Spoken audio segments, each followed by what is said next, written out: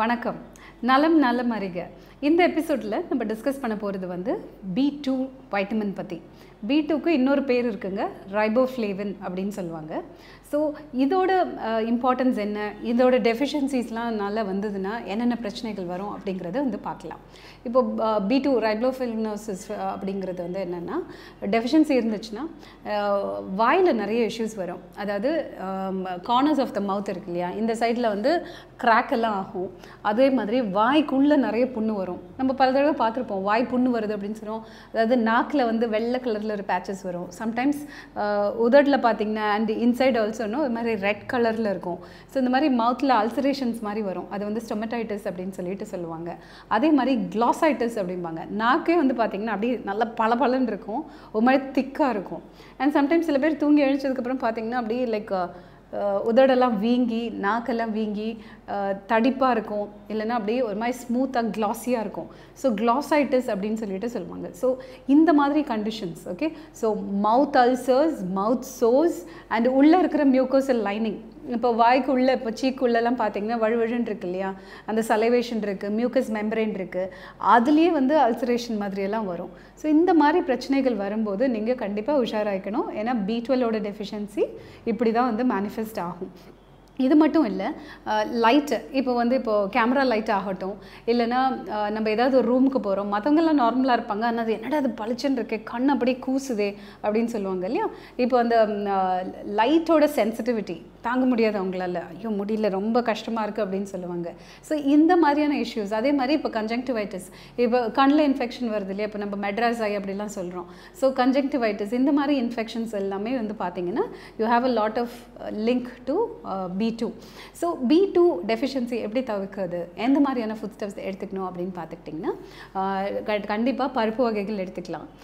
அதே மாதிரி whole grains and different varieties of grains. இப்போது டெய்லி ரைஸ் மட்டும் சாப்பிடாம மற்ற விதமான, இப்போ நம்ம சிறுதானியம்லாம் எடுத்துக்கிறோம் இல்லையா, இப்போ ராகி, கம்பு, அதுக்கப்புறம் குதிரைவாளி, திணை, வரகு, இந்த மாதிரி வெரைட்டியாக எடுத்துக்கும் போது உங்களுக்கு B காம்ப்ளெக்ஸ் டெஃபிஷியன்சிஸ் வராது. ஏன்னா மில்லட்ஸுங்கும் போது நம்ம பொதுவாக வந்து ரொம்ப பாலிஷ் பண்ணுறதுலாம் கிடையாது. You get those whole millets, அதுவும் நல்ல அந்த சீட் கோட் இருக்கும், வெளியில் அந்த பிராண்ட் இதெல்லாம் இருக்கும். ஸோ அதனால் உங்களுக்கு பாலிஷ் பண்ணாதனால B காம்ப்ளெக்ஸ் வைட்டமின்ஸ் அதில் நிறையவே இருக்கும். ஸோ அதில் கஞ்சியோ இல்லை லட்டு மாதிரி ஏதாவது பண்ணி சாப்பிட்லாம், இல்லை புட்டு பண்ணி சாப்பிட்லாம், இட்லி, இந்த டிஃபன் ஐட்டம்ஸ் என்னென்னவோ இருக்குது, கொழுக்கட்டை, இதெல்லாம் இருக்குது இல்லையா. ஸோ இந்த மாதிரியான கிரெயின்ஸ் யூஸ் பண்ணி, இல்லை இந்த மில்லட்ஸ் யூஸ் பண்ணி பொடி பண்ணி நீங்கள் எடுத்துக்கலாம். இன்னொன்று வந்து பாதாம் அல்லது சோயா. ஸோ வெஜிடேரியன்ஸ்க்கு it's an excellent source. So soya பீன்ஸே வந்து பார்த்திங்கன்னா சோயா பன்னீர் இருக்குது, சோயா கிரானியூல்ஸ் இருக்குது, ஃப்ளேக்ஸ் இருக்குது. ஸோ நம்ம பொதுவாக ஒரு குருமா பண்ணுறோம், இல்லை ஏதாவது ஒரு கிரேவி பண்ணுறோன்னா அதுலேயே ஒரு கைப்பிடி சோயா ஃப்ளேக்ஸ் ஆட் பண்ணலாம்.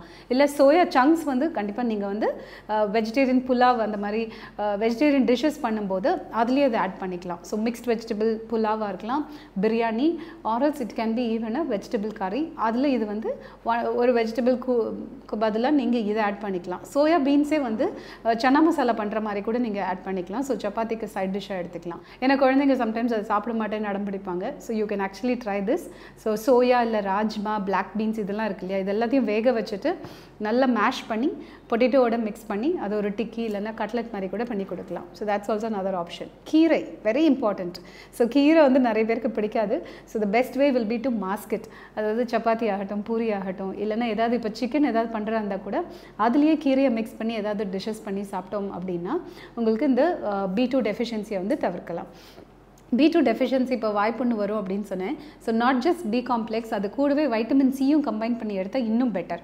ஸோ நீங்கள் ஒரு தால் சாப்பிட்றீங்கன்னு வச்சுக்கோங்களேன், இப்போ பருப்பு சாதம் இல்லைன்னா சப்பாத்தி அண்ட் தென் தால் எடுத்துக்கிறீங்க அப்படின்னா லெமனை நல்லா பிழிஞ்சு அதோட மிக்ஸ் பண்ணி சாப்பிடும்போது அப்படியே ஃப்ரெஷ்ஷாக லெமனை ஸ்க்வீஸ் பண்ணி எடுத்துக்கிட்டிங்கன்னா உங்களுக்கு அந்த வைட்டமின் சி அண்ட் B ரெண்டுமே சேர்ந்து it will do a lot of benefit. அந்த காம்பினேஷன் இன்னும் சூப்பராக ஒர்க் அவுட் ஆகும். ஸோ இப்போ chapati is with whole wheat அப்படின்னு வச்சுக்கோங்க. அண்ட் பருப்புமே வந்து இப்போ பிளாக் தால், இப்போ வீட்லேயே தால் மக்னி பண்ணுறீங்க அப்படின்னா கருப்பு உளுந்து வச்சு அதை நீங்கள் பண்ணுறீங்க. ஸோ அதுவும் ராஜ்மா, இல்லை இந்த ராஜ்மாவோடவே நீங்கள் கீரையும் ஆட் பண்ணலாம். ஸ்பினச் இருக்கு இல்லையா, கீரை, பாலக்கீரை இல்லை டெல்லி பாலக், அதையுமே இந்த ராஜ்மா அண்ட் கீரை இது ரெண்டுத்தையும் மிக்ஸ் பண்ணி ஒரு சைட் டிஷ் சப்பாத்திக்கு பண்ணிவிட்டு அது சாப்பிட போகிறதுக்கு முன்னாடி லெமனை புழிஞ்சு சாப்பிட்லாம். இல்லை pudina chutney sandwich is also great idea. So pudina chutney sandwich அதுலேயே வந்து நீங்கள் முட்டை இல்லைன்னா 2-3 லேயர்ஸ் ஆஃப் வெஜிடபிள்ஸ் உள்ளே வச்சு கூட எடுத்துக்கலாம்.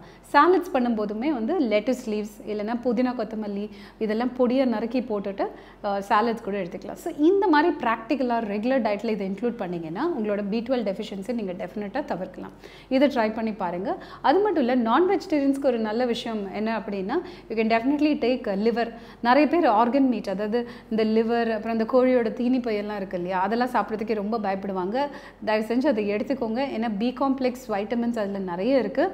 அதே மாதிரி முட்டையும் ரொம்ப நல்லது. ஸோ டெய்லி ஒரு ஹேபிட்டாக எடுத்துக்கோங்க. நான்வெஜ் உங்களுக்கு பிடிக்கும் அப்படின்னா காலையில் பிரேக்ஃபாஸ்ட்டோட டெஃபினட்டாக ஒரு எக் எடுத்துக்கோங்க. இன்கேஸ் அது மிஸ் ஆகிடுச்சுன்னா அட்லீஸ்ட் லஞ்ச் சாப்பிடும்போது ஒரு ஆம்லெட் ஏதாவது கூட நீங்கள் வச்சு சாப்பிட்லாம். ஆரல்ஸ் ஈவினிங் ஸ்நாக் பிரெட் ஆம்லெட் அந்த மாதிரி எடுத்துக்கலாம். இல்லை பாயில்டு எக்காவது சாப்பிட்லாம். அப்படி இல்லைன்னா நைட்டுக்காவது எடுத்துக்கோங்க. டெய்லி 1 or 2 எக்ஸ் எடுத்துக்கலாம். உங்களோட ஃபிசிக்கல் ஆக்டிவிட்டி மற்ற பேராமீட்டர்ஸ்லாம் பர்ஃபெக்டாக இருக்குன்னா egg is a very easiest source to get some B2 vitamin. இதை ட்ரை பண்ணி பாருங்கள்.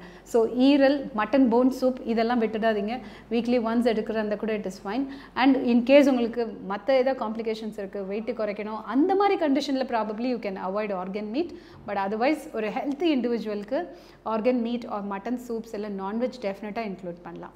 இதை இம்ப்ளிமெண்ட் பண்ணி பாருங்கள். ரொம்ப ப்ராக்டிக்கல் டிப்ஸ், ரொம்ப ஈஸியாக உங்களுக்கு வந்து இந்த B2 டெஃபிஷியன்சியை தவிர்க்கலாம். இதை ட்ரை பண்ணி பாருங்கள். இதே மாதிரி ஒரு யூஸ்ஃபுல்லான டிப்போடு உங்களை அடுத்த முறை சந்திக்கிறேன். தேங்க்யூ.